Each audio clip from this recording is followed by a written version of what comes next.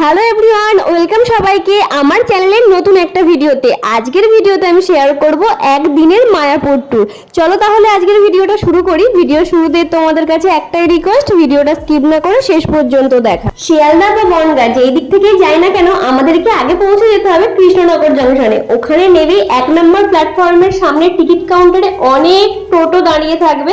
ওই টোটোগুলোকে অ্যাভয়েড করে আমরা পৌঁছে যাব অটো স্ট্যান্ডে, কারণ টোটো তোমাদেরকে ভাড়া বলবে মাথা পিছু 60 টাকা, আর অটোতে গেলে তোমাদের মাথা পিছু পড়বে 30 টাকা করে। আর অটোতে গেলে অনেকটা সময়ও কম লাগে, প্রায় 45 মিনিটের মতো। সেই তুলনায় আমার মনে হয় টোটোতে গেলে সময়টা অনেক বেশি লাগবে।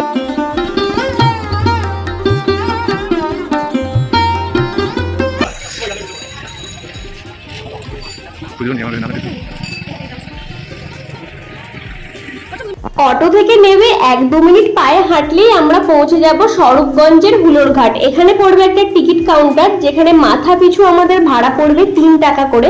আমাদের সাথে যদি বাইক থাকে তার জন্য কিন্তু এক্সট্রা 10 টাকা পে করতে হবে।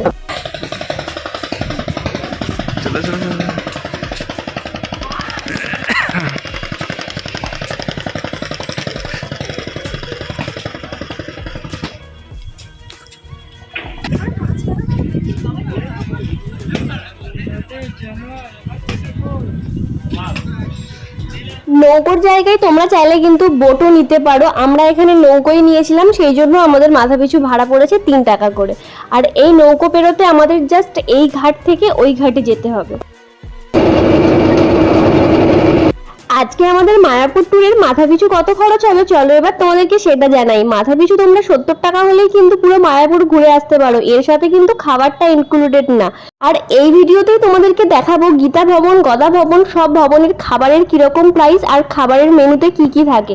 চলো কথা বলতে বলতে আমরা কিন্তু ওই পারে প্রায় চলেই আসছি। আর ওই পারে গিয়ে তোমরা চাইলে অটো ধরতে পারো। এই হচ্ছে অটো স্ট্যান্ড। অটো স্ট্যান্ডে থেকে আমরা অটো ধরে নিলাম, আমাদের মাথাপিছু পড়েছিল 10 টাকা। তোমরা চাইলে অটো নাও ধরতে পারো, কারণ পায়ে হেঁটে ডিস্টেন্সটা মোটেই বেশি দূর না। 3 থেকে 4 মিনিট হাঁটলেই তোমরা চলে আসবে একদম মায়াপুর মন্দিরের সামনে।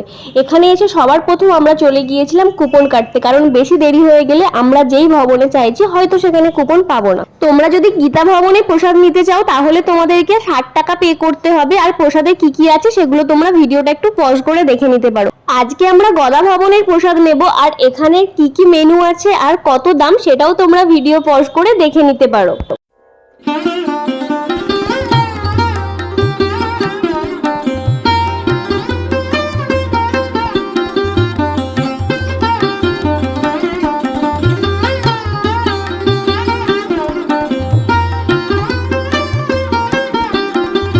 এটা হচ্ছে প্রভুপাদের সমাধিসৌধ। এখানে যেতে গেলে তোমাদেরকে জুতো, ব্যাগ, বেল্ট সবকিছু জমা দিয়ে রেখে যেতে হবে, তার জন্য আলাদা করে কাউন্টার করা আছে। আর ওই কাউন্টারে এইসব জিনিসগুলো জমা রাখার জন্য 10 থেকে 15 টাকা তোমাদেরকে দিতে হবে।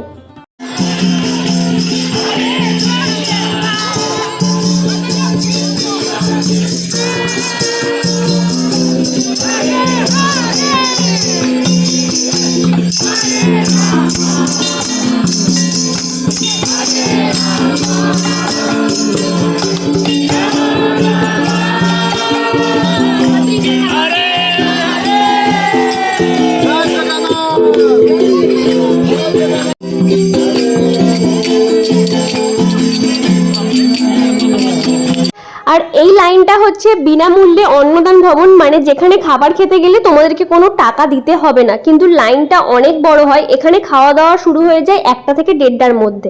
তারপর আমরা চলে আসলাম গোশালায়। গোশালায় যাবার জন্য তোমাদেরকে কোনো টাকা পে করতে হবে না, শুধু পায়ে হেঁটে বা টোটো নিয়ে তোমরা নিজেদের ইচ্ছে মতো যেতে পারো।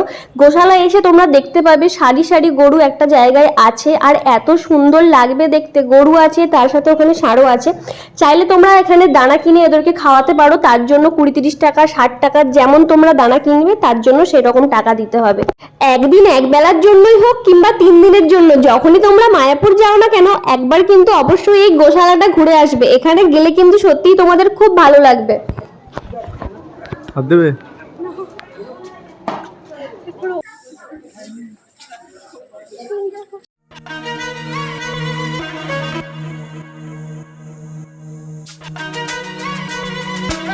মায়াপুর মন্দিরের চত্বরের ভেতরই তোমরা কিন্তু অনেক কেনাকাটা করতে পারো।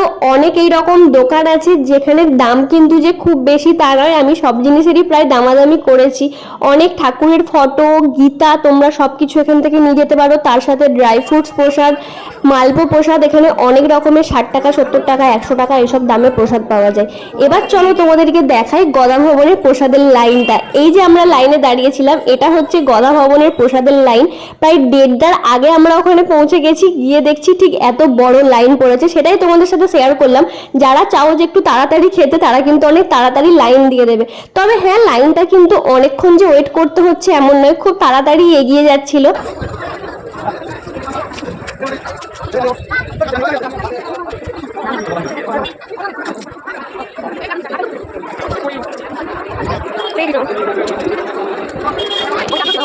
গদা ভবনে খাবার কিন্তু 2 রকমের কুপন হয়, একটা হচ্ছে 150 টাকা, একটা হচ্ছে 80 টাকা। এতক্ষণ যে লাইনটা দেখালাম এটা কিন্তু 80 টাকার লাইন, আর এরপরে তোমরা যে প্রসাদটা দেখতে পাবে সেটাও কিন্তু 80 টাকার প্রসাদ তোমরা দেখতে পাবে। এই হচ্ছে প্রসাদের কুপনটা।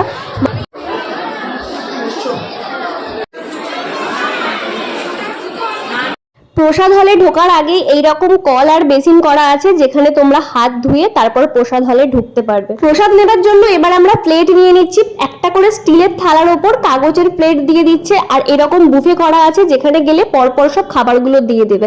খাবারের টেস্ট নিয়ে আমি আর কোনো রিভিউ দেবো না, এত বড় ভিড় আমি হয়ে যায়নি। হ্যাঁ, তবে একটা কথা বলবো, সেই যে স্বাদ এখনো মুখে লেগে আছে। প্রসাদাগমের মাঝখানে প্রসাদ নষ্ট করবেন না, যতটা প্রয়োজন ততটাই নেবেন।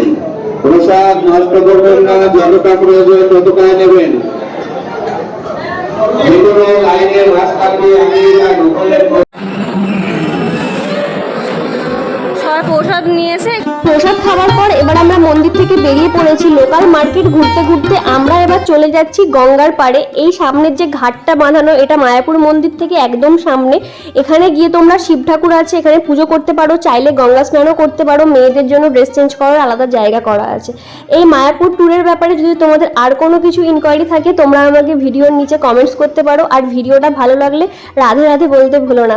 এই গঙ্গার ঘাটে মেয়েরা স্নান করার পর চেঞ্জ করার জন্য কিন্তু আলাদা জায়গা আছে। আর এই ভিডিওর কমেন্টস বক্সে তোমরা আমাকে এটাও জানিও যে তোমরা কে কতবার মায়াপুর গেছো আর গিয়ে কতদিন করে থেকেছো। আজকের ভিডিওটা এই পর্যন্তই। Thanks for watching. Radhe Radhe.